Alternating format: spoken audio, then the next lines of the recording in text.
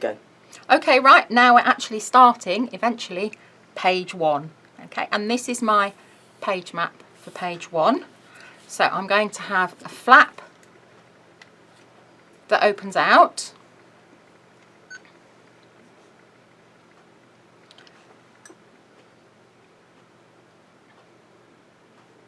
And then once the flap has opened out, that's the inside of the flap. And then here, there's another little tiny flap, and that's going to be a vertical pocket. Okay, so we're going to work off that. So here's my base page, marked number 1, arrow pointing up, and that's my sides there. So my black card is cut, and again all these measurements will be on your PDF. So, but I always cut my black card the same size as the actual page itself. I don't cut it down by 1/8 of an inch. Okay, so I've got my 1/2 inch flap. Now you'll see here I've got a different tape on here, and the only reason I've got a different tape on is because I had actually run out of the red line and I didn't have any more at home while I was setting this up. Okay, so remove your double-sided tape, go to the edge, and you're going to line up and pop that on there like that. Okay, and what do we do, Kay? Burnish. Burnish again. Okay, and make sure that your edges are lined up nice and neatly. Okay, so that's your first flap there.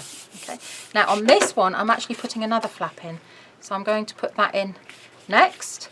So it's exactly the same principle, 1/2 inch flap. Pop that there, and you could put it down here, you can put it in the middle, you can measure, you can put it wherever you like, but just make sure it's not right on the actual fold, it's just set just inside. Okay, so burnish that one down, and then that one should go over the top like that. Okay, that's fine. So that's your black card to start off with. Alright, which is, if you look at the inside of your page map, that's the flap opened out and the inside flap fitting there. You don't fit the vertical pocket until later. So the next thing I need to do is make sure that this page will actually be closed. So I'm going to put a magnet in, which is why I've got an M for magnet there.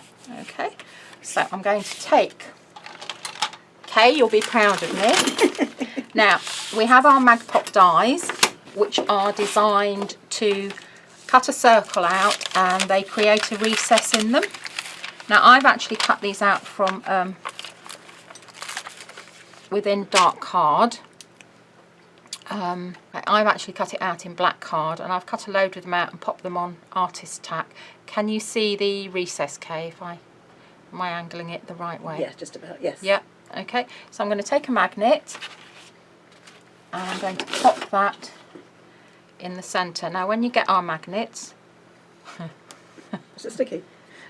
just a bit, when you get our magnets, they're neodymium magnets, they're very strong, they're quite brittle, so don't let them snap together, but what you're going to do is just slide the top one off and then just pop it in the middle like that. Okay, and then we're going to put our magnet onto there like that, and we're going to burnish it very well.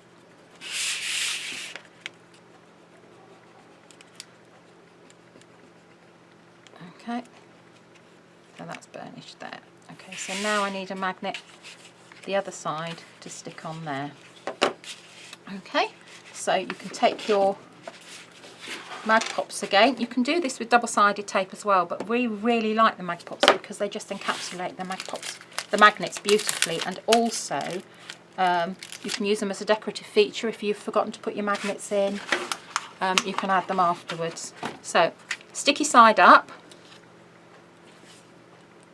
drop my magnet onto place. I'm just going to fold that down.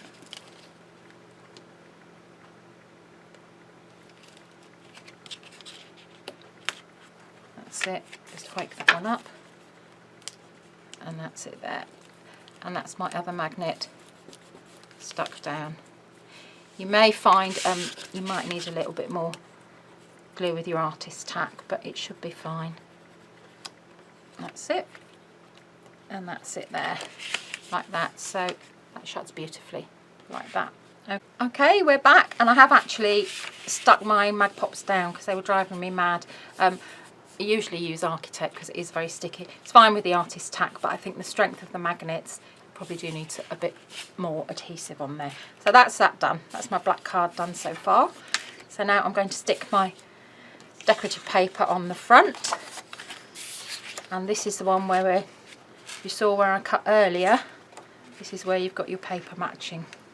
So you can see that everything works really well. Now I always ink the edges. I just think it gives it a nicer definition. You don't need to be very hard with the ink. Just go in, but you need a permanent ink really. Just go in, just go round, and just lightly dust the edges. Some people like to go in much deeper, but I'm quite happy like that. So use our bookbinding glue, which dries clear. This is an acid-free bookbinding glue, and then line that one up there. Now again, if it's difficult for you lining up, flip that flap so you can see the exact edge of your black card. Pop that on like that. Okay, let that dry, make sure it's straight. If for some reason you stick your page on and it goes really wonky and you don't notice till afterwards, so that's sort of like a bit wonky or it's not straight, you can just take a ruler and a black permanent pen and just run down so it's nice and straight, which you'll see on quite a few of my albums. Okay, so that's that one done. Yeah, good, it's top tip. Okay, so inside now I need to do the inside flap. So I've cut same papers again, not the same papers but same size, but obviously for inside. Now if I just stuck that like that, that would be fine. You could stick a photo on there if you wanted to, but I'm actually using our set of Victorian whisker dies, which are here, and you actually get a set of 8. I think 1, 2, 3, 4, 5, 6, 7, 8. Okay, they're all different sizes, graduated sizes, and that's what I'm using this time in this album because I like the wavy effect. I think it's quite good. So I've pre-cut with one of my Victorian whiskers because that is going to be a tuck-in, and then I've got my tag here which matches the other way, so it's all going to tie in, and I'm going to use the same set of dies all the way through so it all ties in and blends in, provides continuity. So I'm going to stick this one in next, but when I put my glue in, I don't want any glue here because that's where my tab's going to fit, so I'm going to put glue down the edge here, on the top, and at the top of the tuck-in. That's it, just like that. And we'll just pop that on, line it up,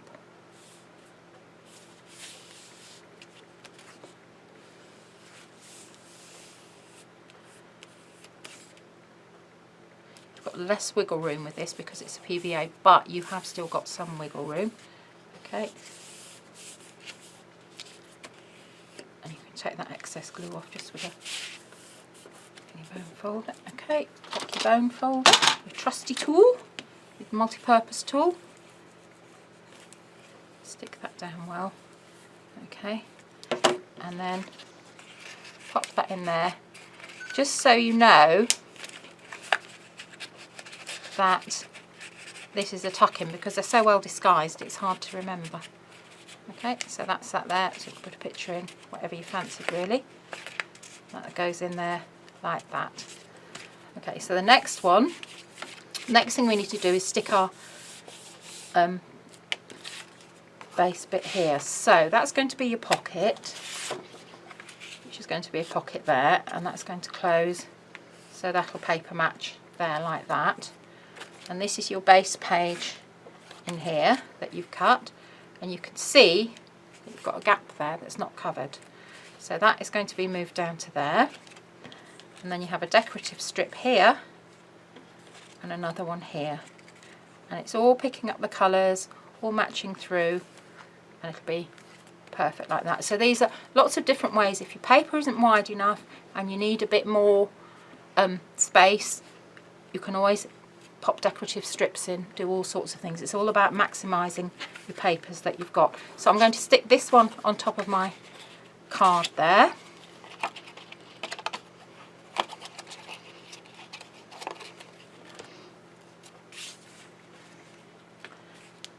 Line that one up.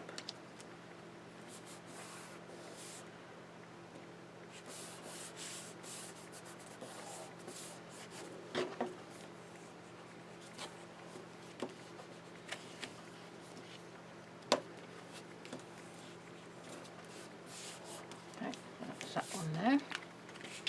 This one here. Now can you see there's double-sided tape on the back? That's a repair seam, because guess who cut it in the wrong place?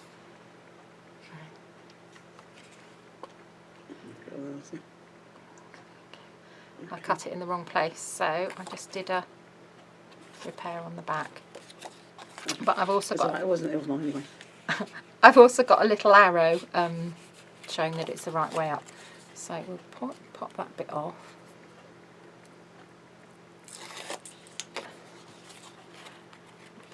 Put some glue over that bit of double-sided tape. That's only if you've cut it in the wrong place. Okay, so that's your black strip that you've already cut. Just work out where that's going to be, and then pop that the right way up onto there, just like that. Okay, and if you actually took that flap out, that paper still matches as well, so it's all about paper piecing, paper matching. Okay, so that's that there. So we'll stick our decorative strip on next, just in there.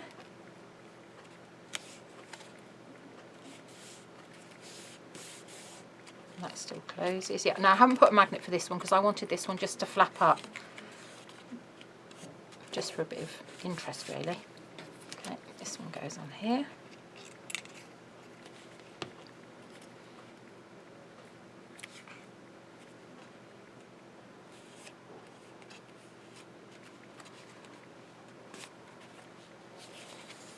That's that one on there.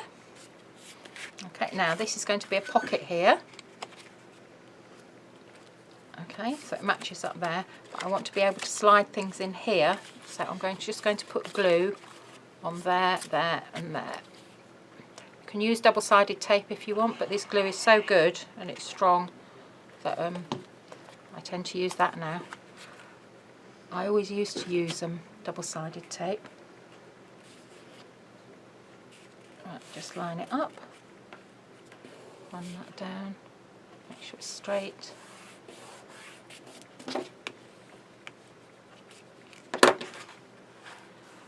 Getting your mat all gluey, Kay. I know. Right, okay, so that'll be a pocket like that. You can also stretch your card a little bit before you stick it, so it's got a little bit more give in it. Okay, and then this little one here, I've just cut some... Oh, I did it again there, look. I obviously wasn't paying attention, was I? Lots of practice mending then. Yes. So, and you could, if you wanted to, if you've got a little photo slot die, we have got some, shall I say, Kate? Yeah, we have got some new ones coming out very soon, different sizes. No, you can't say that. Too late, I've said it. But you could just punch with a corner punch if you've got a photo corner punch. So that's one there. And then this one we're going to have the, is it octopuses or octopi? Octopi. And octopus, and you have an octopi. But I think octopuses sounds much better. Okay, so that's that one on there. Okay, so that's that. And then just to finish off, now if your magnet isn't sticking, just when you hold it down, it will give it time to catch. It's just because it's not, that's it. And then this is one of the little ephemera cards, and I've just backed that onto a piece of black card, and I'm going to make that a pocket as well.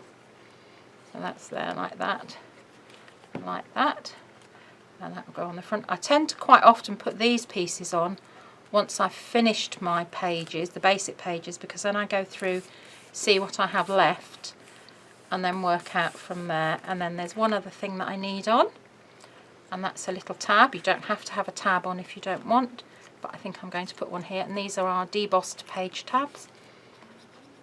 A little bit of glue both sides, and then we'll just pop that on there. Actually, I'm going to turn that one round so it's that way. Okay,